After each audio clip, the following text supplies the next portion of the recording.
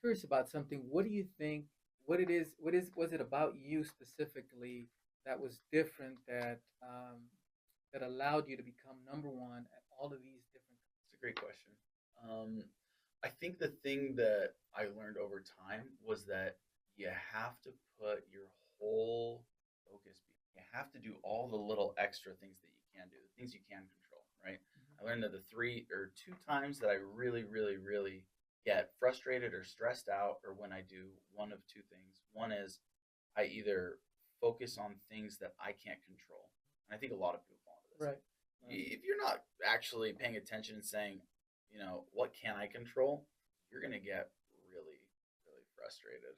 And I think the other time is kind of when I let other people decide things for me.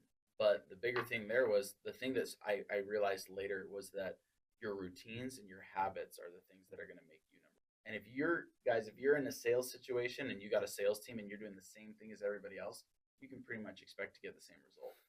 And you're really not going to get those extreme results until they start calling you crazy.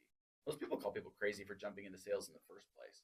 They're like, you don't have health benefits and you don't even know if you're going to get a paycheck. You're nuts.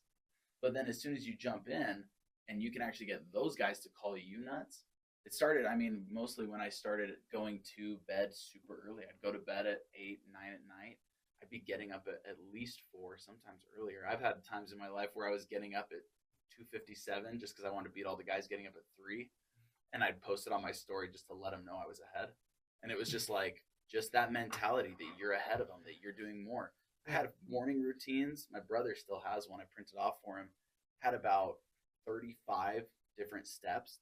And by that, I mean like affirmations in the mirror, meditations, stretching, getting your diet locked in, so many different things, writing out your goals for the day, gratitude list. I would hit it every day, all of it.